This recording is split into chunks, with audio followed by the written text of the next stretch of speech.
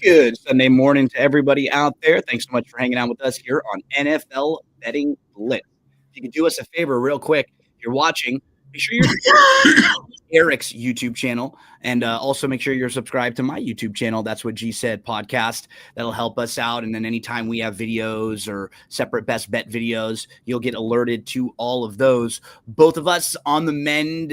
My family's been sick for about a month. Eric's still feeling struggling over there, but we're going to power on through. It's that time of the year, Eric, where you sent the rundown and I looked at you and it's like, is this week 13? Is this week 12? They all start to jumble together at this point. But the game matter even more because now we're talking about playoff positioning. We're talking about teams if they really have an opportunity to get to the big tournament at the end of the year. So are you ready to rock for week number 12, my friend? I am ready, my friend. Now, remember, if you're following us on some of the socials, check out Blue Sky. That's a new one that's been popping up and been a lot of followers, a lot of interactions, a lot of engagement over the last week and a half. So if you're not on there, give it a follow. Blue Sky. Check us out over there. It's me, Gino B. The Gophers last night. Bobby Thomas was asking before we get into anything. Yeah, we were invested in the Gophers last night. It was a little bit of a heartbreaker. That's a brutal one. I don't know if you saw the game, but Franklin did a fake punt. Penn State did a fake punt up by 1 on 4th and 1.5, 4th and 2. And it's like, it was such a bad call that it worked. I know. And it's like, it's not supposed to work. It was when it's that bad a call, it's like they don't deserve it to work. But I mean, Minnesota had some chances, their quarterback, was just running and dropped the ball that led to 3 points. That was the difference in the game. But interesting game of football. Interesting week of football. Okay, well, let's get into this week of football and let's dive into the first game on the slate today. This is one that a lot of people were talking about, and it's moved a little bit towards the Colts, but it just felt like a great spot to play the Colts plus the 7.5. You and I both locked this one in a little earlier in the week. I know you have a bunch of trends about the Lions coming off of a bunch of big wins, big win streaks, all that kind of thing. So I'll let you hit on those in a minute. But for me, just in these two teams and how they match up, I felt like if you are looking for a team to try to slow the Lions down, the Colts have a very good template for that because they can run the ball with multiple guys. They can have different guys run at you. That's one thing where the Lions struggle a little bit. Right now, missing another linebacker, the middle of the Lions defense, you feel like will be a little bit weaker. So that's where you want to attack them. You just want to continue to run at them, make them tackle you repeatedly over and over again. So not only do the trends fit, but it just feels like a good matchup for the Colts based on what they do well, if they can kind of slow the Lions down a little bit here. So I thought there were a couple things to point towards, maybe even that rapid improvement from Richardson, right? This is a guy who doesn't have many starts in his entire career in college and the NFL. It wouldn't be surprising to see him really improve every game, right? Or have these stretches of 2 or 3 games where all of a sudden we see him take big steps forward. I mean, the main thing with him is I think that benching kind of opened up his eyes a little bit. We saw a much more composed, looked a lot better back there. The main thing in terms of this game with me is gambling's about buying low, selling high.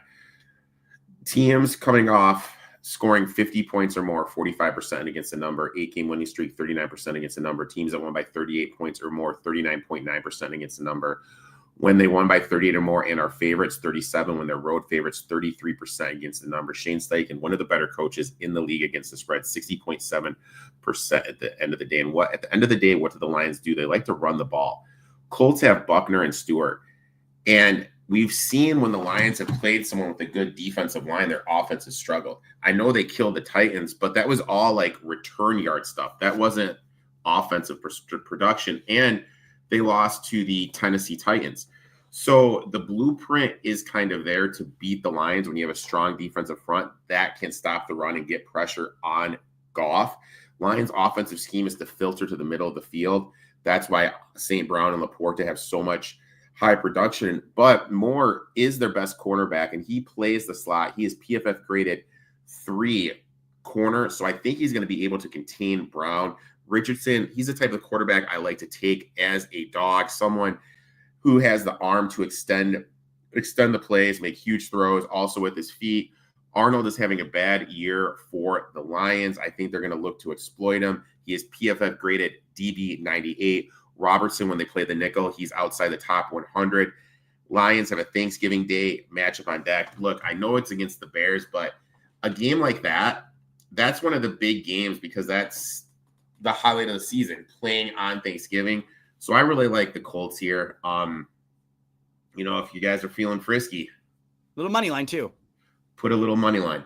Absolutely. I will say this though: as soon as this game is over, and I can get you go back and bet the Lions again, even if it's an astronomical huge number. Yep. So we get to Chiefs Panthers. This was one of the harder games for me, Eric, because the gambler in me watching these Chiefs games all throughout the year felt like, okay, you know what? This team has gotten a little lucky. Probably going to be some regression for them coming later in the year. And it happened last week against the Bills. They lost that game. Balls didn't really bounce for them in that game. It was a clean loss for them. Mm-hmm. Now, do we look at this like that's the start of a couple losses to even things out? Or do we look at this like this is a good game for the Chiefs to bounce back against an inferior opponent where they might be able to like prove a little something here? They might be able to try to get Hopkins or Worthy or some of these guys more involved and show, hey, we still can do things offensively. I'm kind of going back and forth a little bit. This number is way, way too big. I'm not sitting here going to say I'm laying it with KC on the road, but I could see Kansas City kind of wanting to come out a little bit motivated because they did get a little bit handled last week against Buffalo. I'm going back and forth here. What about you? Did you land on the Carolina side? So I have two bets in this one. The first one is I did Adam Thielen over 26.5. I'm hooked on a Thielen. Dun, dun, he 21% target share when he's betting games with Bryce Young. He's gone over this total 14 of 19 games. It's 27-26. I found a 26.5 at -106.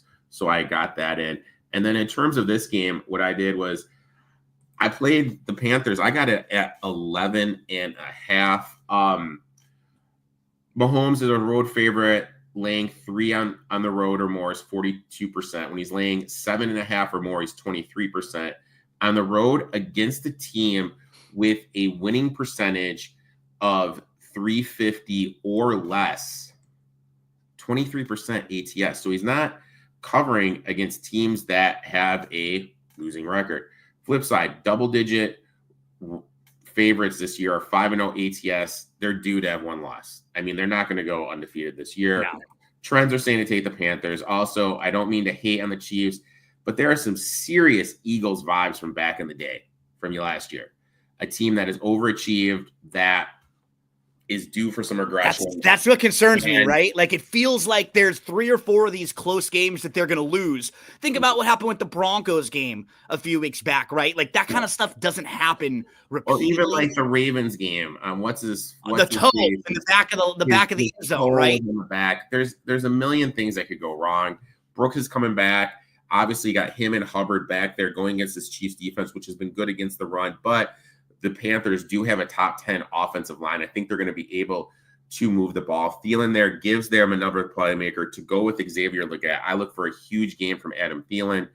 I think the Panthers are going to be able to run the ball. I think this number is just way too big. I think it's kind of a letdown spot, even though they lost last week. I'm going to take the Panthers here. Anything over 10, I like. I think I got mine at 11.5. Yeah, it was up there a little earlier in the week, and it started moving about a point towards this direction. Like, I got mine at 11. Yeah, it's just like it's so hard for me to lay this with Kansas City. I think they'll be more competent. Like, this probably wouldn't be a Panthers money line game I would play. That's just such a massive number. We move along, Eric, to the Vikings at the Bears. We've got the Vikings as a 3-point favorite on the road here. Chicago comes off a really tough loss last week. Brown took over play calling, and they ran the ball a lot better. 34 runs, 34 dropbacks. They got the ball out of Caleb's hands quicker. It was maybe his best showing of the year. He was 23 of 31, 231 yards. The key for Caleb, it was almost like he was trying not to run a lot of this year, which doesn't really make sense. It was like, I think I noticed this towards the end of last year at USC with him. He wants to like teach himself to be a real drop back quarterback and find like a 15 to 20 yard pass down the field every play. Sometimes it's just not there, Eric. Yeah. Sometimes that guy is not open down the field in the perfect spot, and you just tuck the ball and you pick up 7. Like when you're Caleb, you can do that 90% of the time. If you tuck the ball, you're going to be able to pick up a few yards. So now that he's kind of figuring that out a little bit, Drake May does that quite well a lot of the time. Bo Nix has done that pretty well.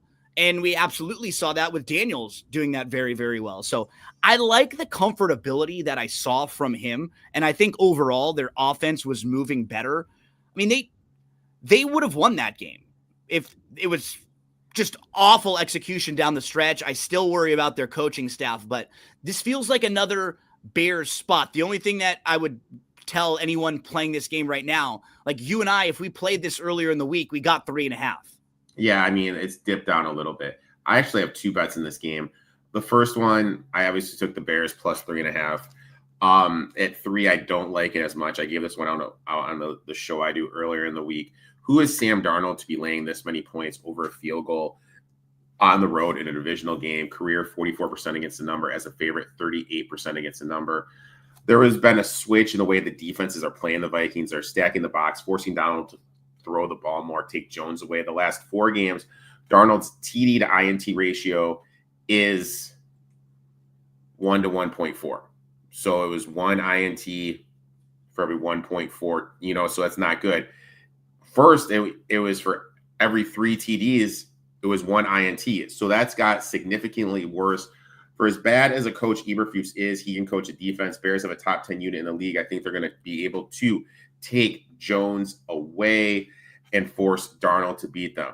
Now, what was the big thing that the OC did to make Williams and the offensive line's life easier? Number 1, more preset motion, making it easier for Williams to determine where the coverage is going. Don't put it all on him, right? Don't make this young kid who, like, you, Eric, I'm sure you had this before, where you've got these kids that you coach, right? And you're like, man, this kid is going to be incredible, and he's smart, and he's got a great mind.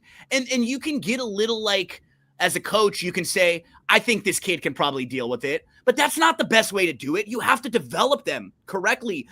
Some kids, you throw them in the deep end right away, and that's fine. But for most people, you have to give them a little and a little and a little and let them continue to progress. And you can't just overwhelm them. So many quarterbacks have been ruined because of things like that. It was so nice to see just Caleb and the offense look more comfortable last week. More comfortable, more, I don't want to say organized. Yes. He also did a better job of getting the ball to Williams' hands fast. What does that do? It makes less time for the offensive line to be able to block, and also less stuff for Williams to read, giving him less reads. They're like, look, if those 2 reads aren't there, just run the ball. You mentioned him running more. That was basically it. It was like, look, if stuff's not there, put your head down and don't take the sack. Don't get a -7 yards, get a +5, They lined up DJ Moore in the slot more.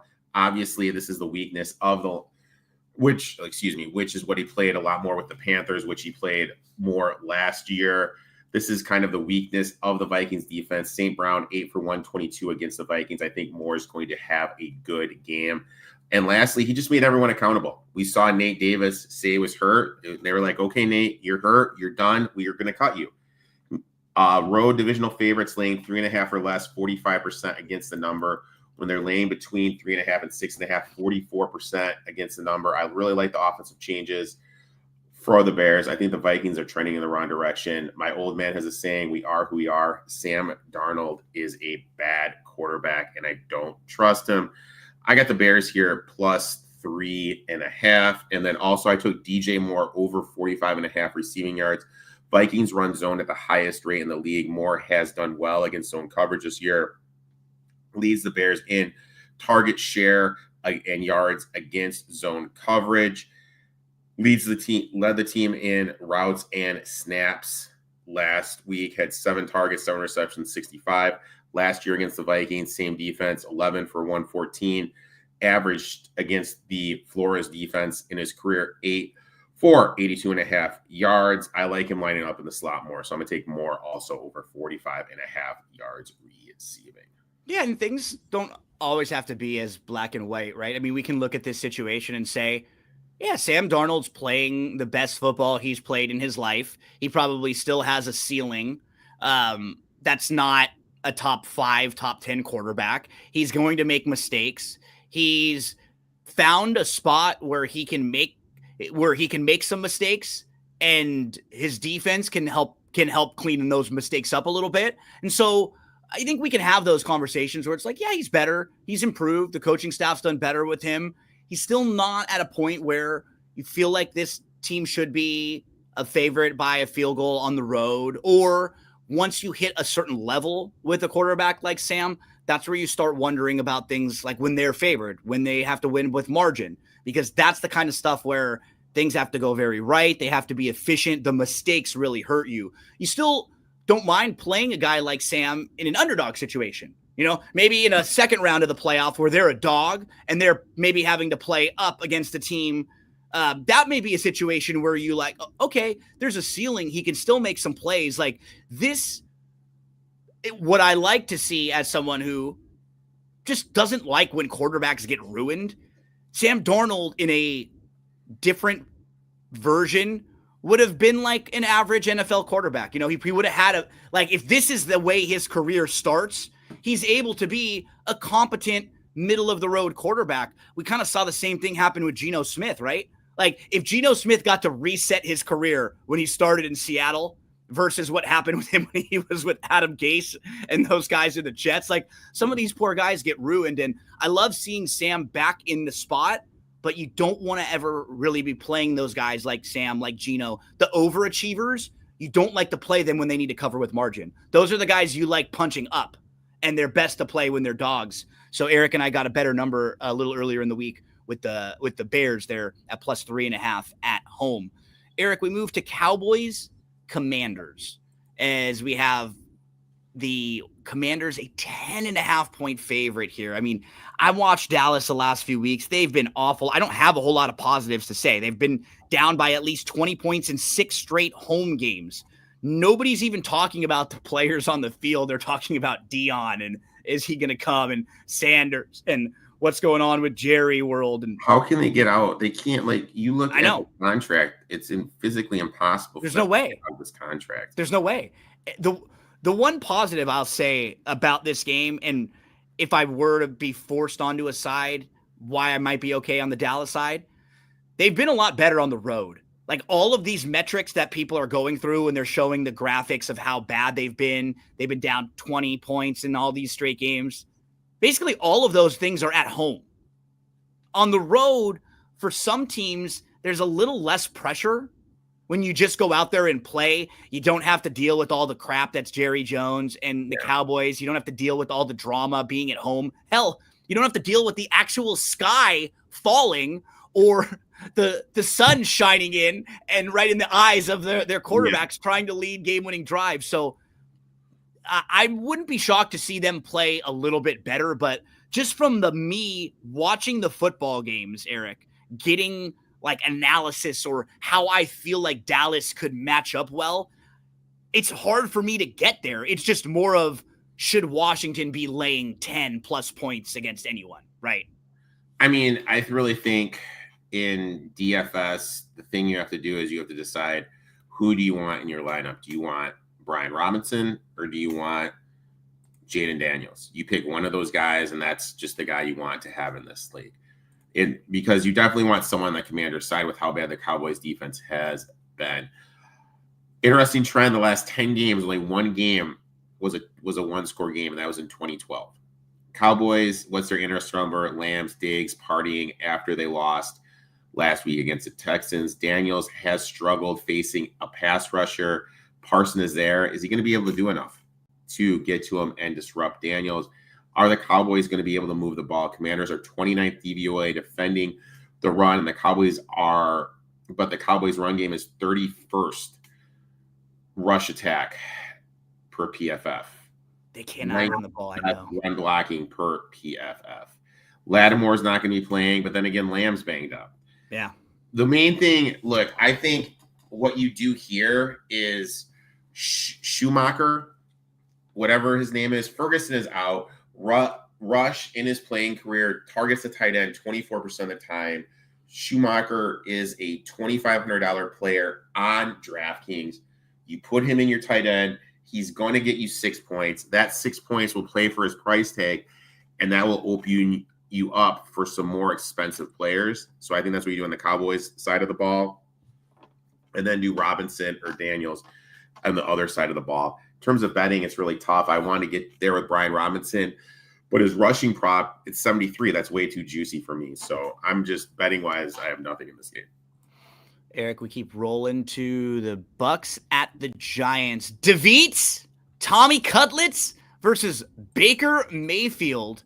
So could there be a world that we're living in next? Because next week is Giants Cowboys, right? On Thanksgiving. I think it is. Could we be living in a world next week where we get Tommy Cutlets versus Trey Lance? I mean, on Thanksgiving, that could be. I don't think they're going to. Trey Lance is bad, man. I know. So when you watch Cooper Rush, that's what I think. Like somebody was saying the other day, how bad must Trey Lance be? When not even that Cooper Rush is miserable, like he's a backup quarterback, whatever. But just with a guy with some athleticism, with a high ceiling in this position, and he still can't get out there. Like, he must be so bad in practice, and we haven't seen him look good in the games. But nonetheless, that's next week. We got Tommy DeVito right now, today, at home. I can't wait to see the DeVito family, that agent. Love that agent. Just for us Italian people, it's a very important day when the DeVitos are out there. Just really, really big stuff. As I got a message from the other room from my girlfriend who's a Cowboys fan. She grew up in Dallas, and she says, be nice to Dallas. Unfortunately, right now, we can't be too nice to the Cowboys. But Eric, all joking aside now, as we get into the analysis of this game, what was your buy-in point here? Like, at what point do you say, okay, I'm fine with playing DeVito at home, or no, I don't think Baker should be laying this many points on the road, or is just like a stay away from you? So you're a professional athlete, and I don't know, the whole thing is just weird to me. Like, he volunteered to play special teams, and then he does the little goodbye speech, and then he asks for his release. DeBull is talking, and there's some stuff going on in the background. There's obviously somebody was throwing a fit in the locker room. There was some rumor that it was Slayton that was throwing a fit. I don't know. And now instead of playing the guy that was number 2, you're playing the guy that was number 3 as the starting quarterback. You know what I mean? Like, the whole thing is just really weird to me. In terms of this game, I wanted to find Vita Vea sack prop, but I couldn't find any sack props. DeVito's been sacked at least 5 times in every game that he has started. And then I did the Mike Evans over 53.5. He's going to be shadowed by Deonte Banks. Banks in PFF coverage is in the 94th best DB. He allowed 7 to 86 to Cooper, 7 to 98 to CD Lamb, 5 to 89 to AJ Brown. Coming off the bye, coming off injury, we've seen Mayfield has a history of locking on to a receiver. We saw that at the beginning of the year, last year with Evans, beginning of the year with Godwin, then with Kira, I think he's going to go back to Evans. So I did Evans over 53.5. That's the only bet in this game. And I wanted to find a Vita Vea sack prop, but I wasn't able to find one.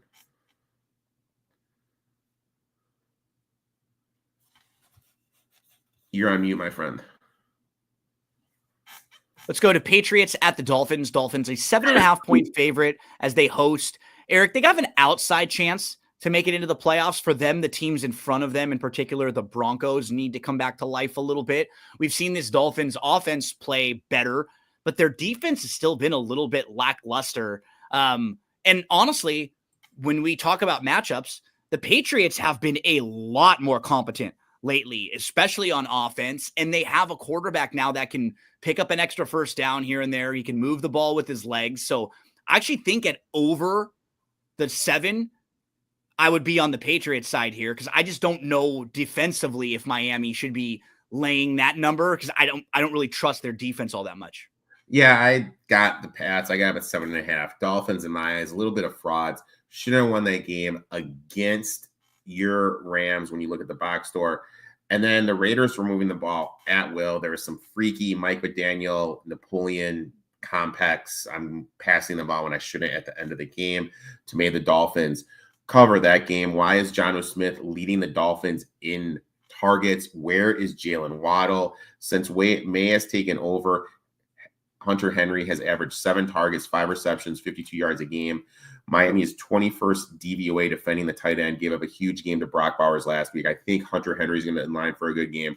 Look to put him in your DFS lineups, only $4,000 on DraftKings. I think the Patriots are going to be able to get enough stops with how broken this Dolphins defense has looked. Home divisional favorites, 46% against the number, laying 6 or more, 47%. He's the type of guy I like to back. Extend the play with his legs. He can throw the ball. He doesn't force anything. And this Miami team, it's been a nightmare. Defense has taken a step back. Offense has taken a step back. They're basically just feeding. The whole offense has been H.N. and Jonnu Smith the past 3 weeks. I don't know. I'm going to take the Patriots here plus the 7.5. Both on the Patriots side. Nice to hear from Sports Facts. Nice to hear from I Hate the Lakers. If you have any plays for today, if you have any questions about games for today, if you have any props that you would have mentioned for today, throw them on in the chat. Eric and I will react to all of them. Great to hear from you out there as we continue along NFL Week 12. We're up to the Titans at the Texans. This was another one that was 8 when you and I discussed this game earlier in the week. Now it's at 7.5. Houston is a 7.5 point favorite over the Titans. Texans, they got up against the Cowboys last week. They just got a little stagnant. I mean, they won. They did what they were supposed to do. They just haven't really looked all that impressive at 7-4 now. Joe Mixon, he's been the MVP of their team. I didn't realize Mixon had some of this left in him. He's got a really nice burst. And this team, they've really struggled without Will Anderson Jr. We're going to get the actives and inactives in just a few moments, so we'll make sure we pass everything along to you as far as that is concerned. But if the Titans could just not hurt themselves, Eric, instead of being 2-8, they'd be 5-5, honestly, because their defense is really good. We've seen at least 2 games that they completely lost because of Levis mistakes, where he made a really bad game-changing mistake. And then even last week, they had 11 first downs and 13 penalties in the game. Yeah. Like you're not going to win games when you're giving the other team free yards repeatedly over and over and over. So you compare a team like this to the Vikings, right? The templates for those 2 teams are kind of similar, right? You have strong defenses that can maybe turn teams over. You'll try to lean on some offensive playmakers. You just can't have your quarterback make these absurd, insane, game-changing mistakes. And for the most part, Darnold hasn't had a lot of those this year, and a guy like Levis has. If you flipped these 2 quarterbacks, like if you put Levis with the Vikings, they wouldn't be as good because, just like we were talking about with Sam, you have to have a cleaner leader with a team like this. You don't have to have as high of a ceiling, but you just can't make as many mistakes, unfortunately. It just feels like a really nice spot again for them, though, because the Texans have been a team all year that's been making a lot of mistakes. They haven't been clean. They've been really sloppy with the way they've been playing. I did it. I took the 8.5 with the Texans. Texans, second fewest passes allowed over 20 yards. That really stood out to me. They don't allow big plays. Yep. Allow the lowest completion percentage in the league with passes over 20 yards. What does that do? With Nico Collins back, He's the 3-point shooter. He's the deep threat that opens up stuff for Mixon, who you mentioned. Now, when we look at Mixon's production, when there is no Nico Collins, it vastly goes down. When Stroud's production, no Nico, vastly goes down. And this Titans defensive line we've seen has been good against the run, and their back four, even though it's a little banged up, has been good against the pass. I think Stroud, who's took a step back, is going to have a hard time moving the ball.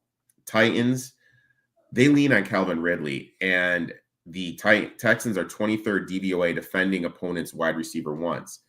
Ridley, the last 4 games, is averaging 10 targets, 6 receptions, 90 yards per game. I expect him to have a big, solid game here. Pollard is a good to go, but no Spears. What does that mean? Pollard's in line for a huge game running the inside zone. Doesn't look like Will Anderson's going to play, and the Texans struggle against inside zone, and they're the 5th worst tackling team per PFF. I think the Titans are going to be able to keep this lucky. They're one of the most unluckiest teams in the league. Should have beat the Jets. Should have beat the Bears. You mentioned they've just had this stuff that hasn't gone their way. Texans, one of the luckier teams in the league. I think that's going to look to switch a little bit. Yep. This stuff always evens out. Texans offense has no rhythm. Stroud's took a step back. Plus, I think there's some issues. We saw in the Monday night, Stroud got knocked down, and literally no one on the offensive line went to help him out.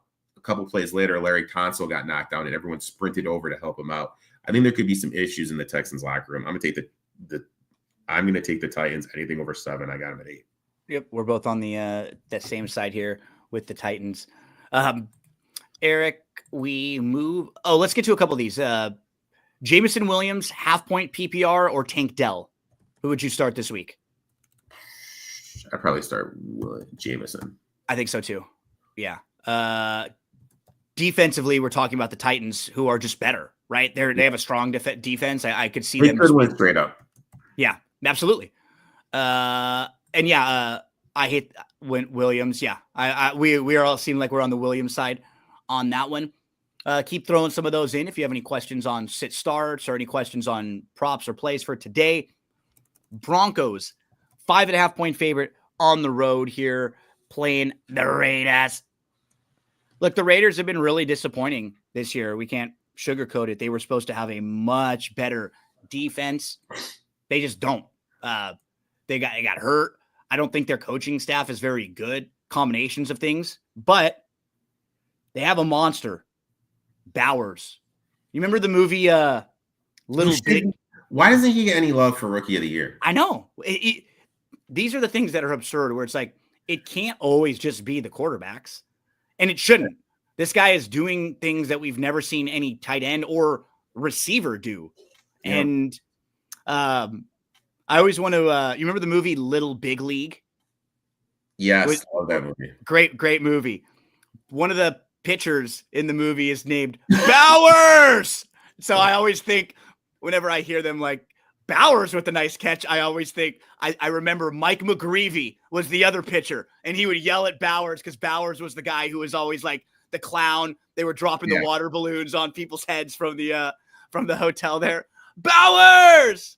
We're going to lean on Bowers, though. This guy is an absolute monster. And I know you were more on the Raiders side, right? This, to me, I took the Raiders. Because this feels like the Vikings game in that I respect the Broncos. Good defense. They've overachieved this year.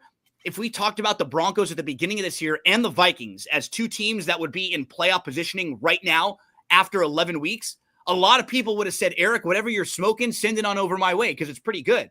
But they've overachieved. They've done really well. But Bo Nix shouldn't be favored by more than a field goal on the road against anybody. Yeah, like I look at it like this. NFL buying low, selling high. Broncos and Lions are the teams that, Jalen Cooker is inactive. Huge Adam Thielen game. Huge Adam Thielen game is coming. Buying low, selling high. Is there a team? I mean, the Lions, Broncos are the two highest teams in the league right now. Broncos getting this playoff buzz.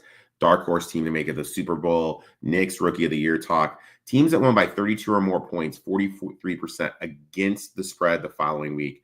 When they're favorites, it dips down to 41. Road favorites dips down to 37. Divisional game dips down to 35.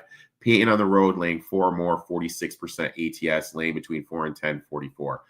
Broncos, the weakness of the Van Joseph's defense is defending the tight end. That's all this is going to be. It's going to be a heavy dosage of Brock Bowers. Surtain is going to shadow Jacoby Myers. Look for some Trey Tucker love. Look for some Brock Powers love. We need to know what's going on in the backfield. Both Madison and White left the game against the Dolphins. So is that Amir Abdullah? Are they bringing someone up from the practice squad? Because that could open up some salary too in your DraftKings lineup. Because for as good as the defense has been, they do kind of give up some production in the running game with that wide 9 system. But I'm going to be on the Raiders here. I think this is just way too many points. I think this should be, like you said, like a 3-point game. This is one of the biggest public sides in the world. A lot of the public money is on the Broncos. So I'm taking the Raiders here plus the 6. Bowers! Let's get some Bowers love today as we move to the Cardinals at the Seahawks. This is an important game, Eric, because these two teams are both right back in division contention. They play each other 2 of the next 3 weeks. Cardinals are 6-4. Other 3 teams in the division have 5 losses. So a lot can happen in this NFC West in the next few weeks. Cardinals, Seahawks, basically a pick 'em here after Seattle comes off that big emotional win. They come back and they beat the 49ers. They had been really struggling. So that was a big pick-me-up kind of save your season type win. Cardinals have been kind of quietly one of the most impressive teams in the league this year. They just go out offensively. They play really well. One of the better versions of Kyler Murray that we've ever seen. And it's like we're kind of waiting for Arizona to hit the wall like they did a couple times when Cliff Kingsbury was there, where they would have these great starts to the season. Kyler would get a little bit banged up, and then they would sort of like crater down the stretch. This team feels a little different. They feel just a little bit more well-balanced overall. I've been more impressed defensively with what they've been able to do lately. This one's a hard one for me, though. I mean, I'm kind of going back and forth. Like, the spot says for me to take Seattle at home, kind of getting a little undervalued. I don't know if Arizona should be basically a pick 'em on the road here. But if we're just looking at week to week, analyzing the body of work, I think Arizona's been much better recently. So I'm having a tough time with this one, Eric. How about for you?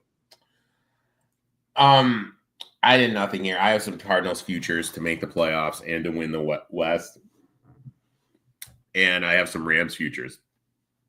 Excuse me. So for me, this game is... You're already invested in all the ways you need. I need the Cards to win, the Seahawks, Seattle to lose. The interesting thing is Tyler has struggled against man coverage. He ranks 26th in man coverage this year, and Seattle does run a heavy man concept. Marvin Harrison Jr., he's been 34% target share, 54% air share yards per fantasy points data this year against man coverage, 35% first read right. So I think he's in line to have a good game. But do you trust? But one of the pieces to that is Kyler going to be able to throw him the ball? Because Kyler does struggle against man. So that's kind of a little bit of a gamble. DK Metcalf, I think he's in line for a good game against Sean Murphy-Bunting, 96 cornerback per PFF. But you do trust Geno Smith. Me and one of my friends are having a debate. If you were Seattle, who gives you a better shot to win in the pass-heavy offense? Geno Smith or Jameis Winston? Yeah, I know, right? You know, like seriously, like who gives you a better shot to win? Like I don't think I would rather have Jameis Winston. I think Jameis Winston is a better quarterback than Geno Smith. But it's for me, this is what quarterback do you trust most? Look, if this was Arizona getting 3, or if this was Seattle getting 3, I would or even 2 or 2.5. I absolutely love it. This number is dancing all over the place. I want literally nothing to do with this. I'm just going to let my future prices play out. Maybe I could see something in the live market where watching the game, teams moving the ball but not getting any points. Look to play them live a little bit later, but pre-flop, I'm not going to do anything. So from Scheffner. San Francisco's projected starting defensive line today in the game against Green Bay, entirely different than the one that started against the Packers last year, just under 10 months ago. 4 completely different players. Bosa, Armstead, Hargrave, Chase Young, nope. Gross Matos, Malik Collins, Jordan Elliott, Leonard Floyd. I think those are little things about the 49ers team that people aren't talking enough about this year. Stuff like that, right? Their defense is completely different. Staff looks a little bit different. They're just not as deep all over the place. This is an interesting game because... But I mean, when you look at it, like, they've had some deep-ass runs. I know. It's impressive that it went that long. You know what I mean? As it was happening, we kept saying even last year, like, things are going really well for them right now. Yeah. It doesn't usually happen that way where all their main players are around. Everybody's pretty healthy. Things are breaking the right way for you. And this year it's kind of gone the opposite. And now we're sitting in a situation where the Packers are a 6-point favorite in this game over the 49ers here. So yeah, this is one of those ones. Like, look, Packers were laying 2.5, and the number, and what you really want to ask yourself, do you feel that Bosa and all those defensive linemen and Brock Purdy are worth 4 points? Yeah.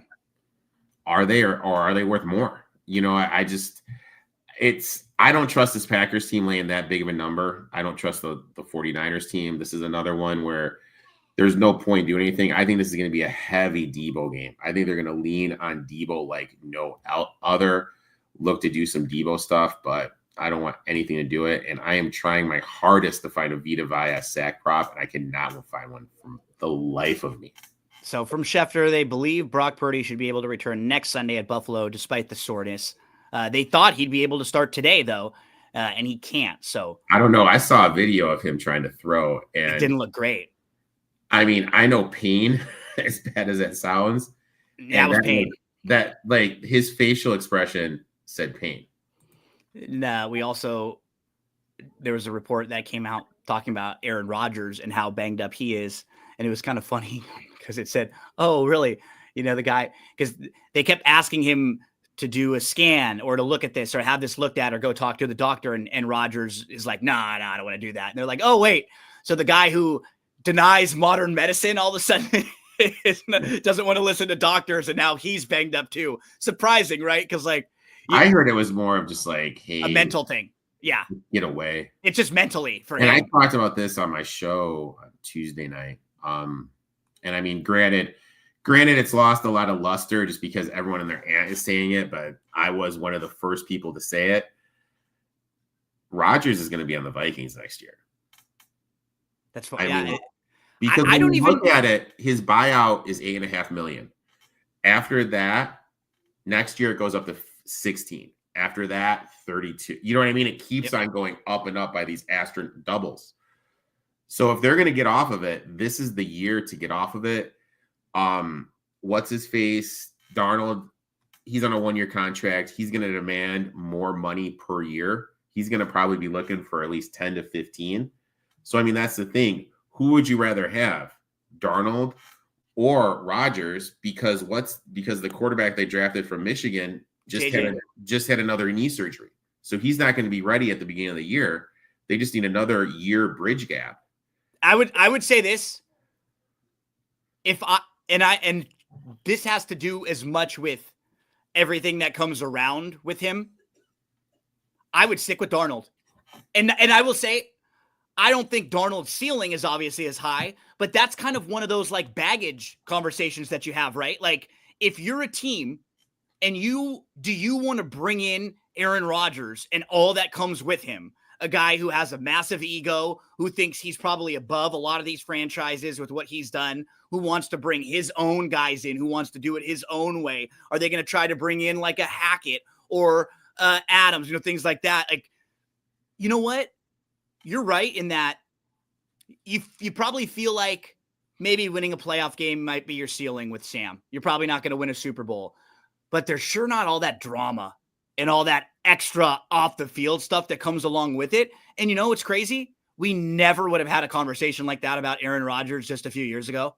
it wouldn't even have been a conversation. We would have said it's absolutely worth it no matter what, right? We never would have even like thought about this, but that shows you like how much he's been a hypocrite, and not just playing.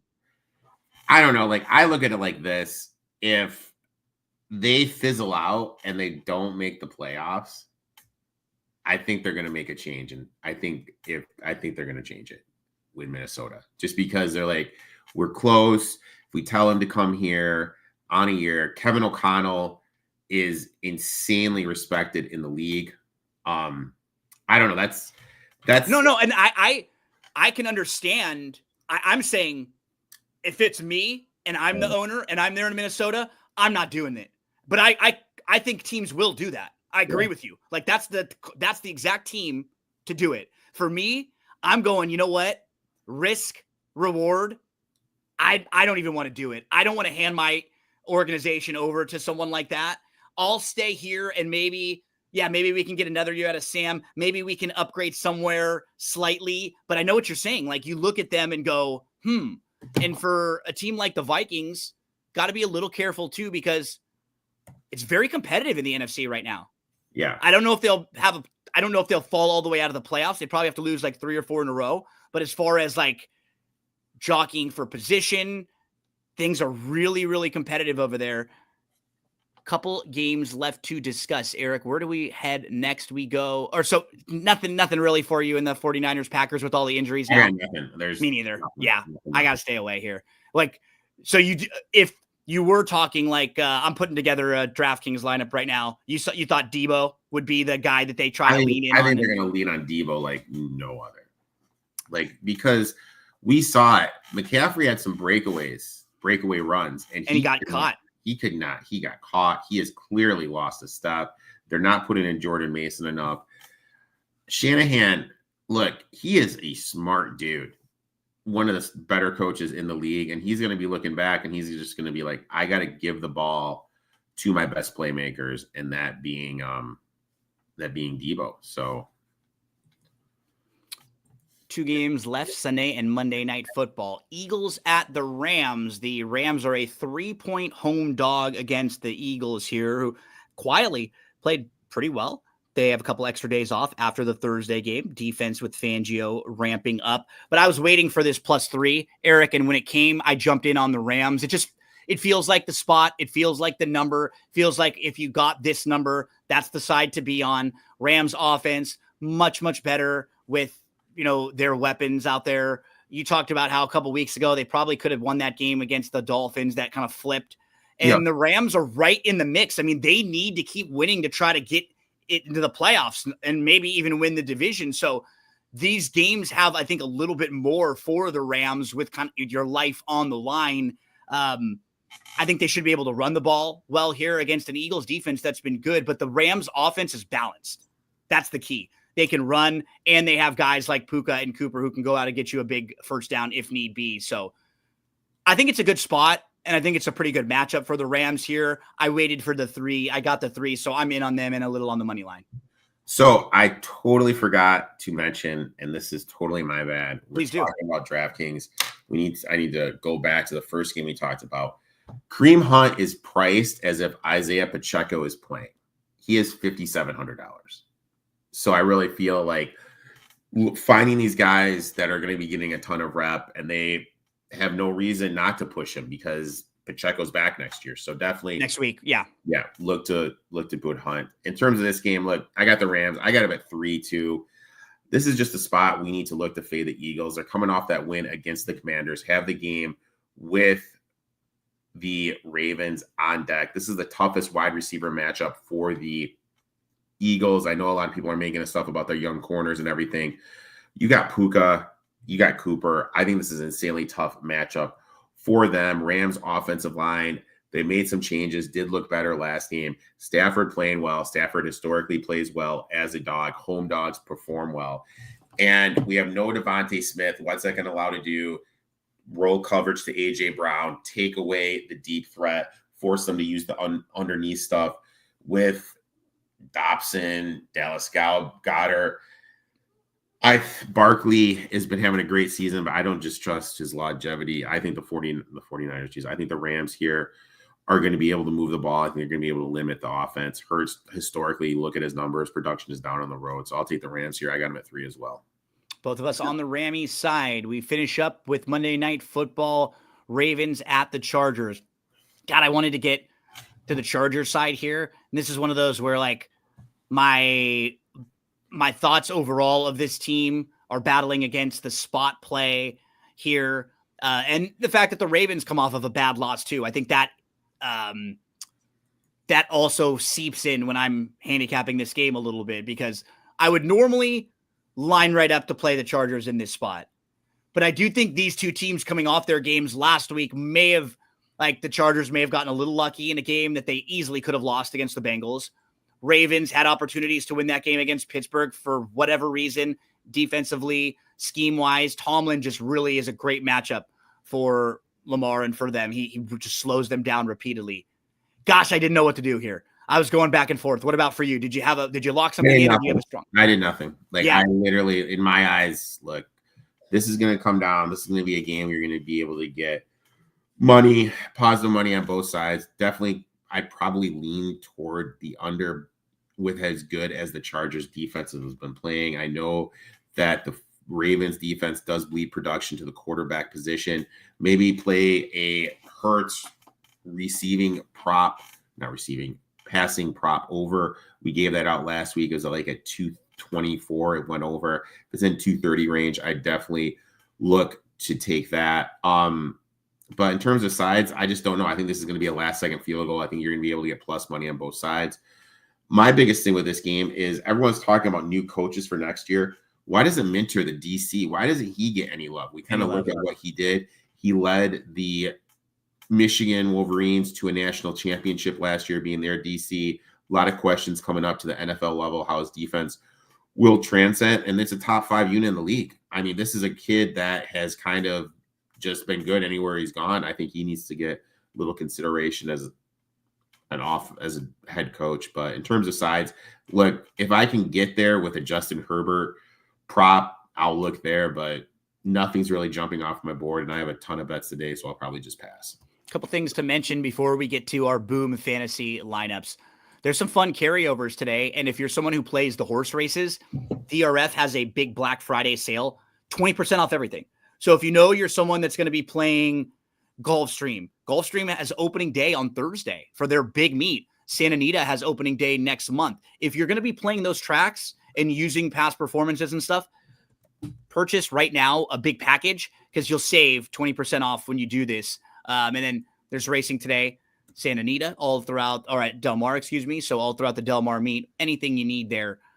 We had a good couple of weeks, Eric. As a gambler, I don't like talking about it when it goes well. You just let the work kind of talk for you, because as soon as you start talking about it, it flips the other way. But seeing the ball well with prices. Yesterday I had a 20-1 winner right on top that we dished out on a few different places. So you don't need to bet a whole lot on those. We've had some pick fives at Churchill Downs over the last couple of weekends. Yesterday had one that paid $450, hit that thing twice. So seeing the ball well. If you're a horse racing fan, subscribe to the YouTube channel here. I actually have a ton of really fun stuff for Thanksgiving this week.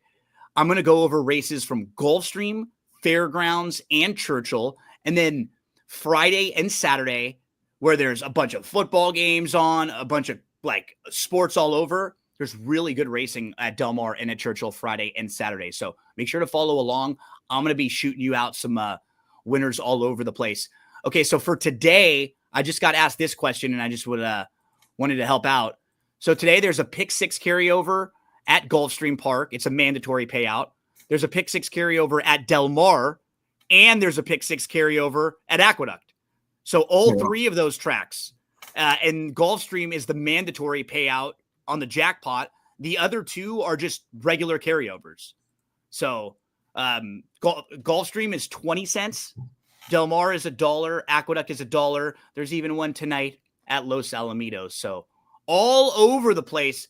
Get ready for the Sunday carryovers. Oh, Los Alamitos. Jeez. Yeah. So Eric, let's talk about some boom, right? this is you today for your Boom Fantasy. Give everybody the specifics again. I'm sure there's some people who are sitting here watching. They're like, what's Boom? I want to play what these guys are playing. How do they do that? Go to the App Store, download the Boom Fantasy app, use promo code ETOFT21. Put 2 props together. Minimum of 2. You can do more than 2. They have like some insurance where if you hit 2 out of 3, you can get a little bit of a discounted price.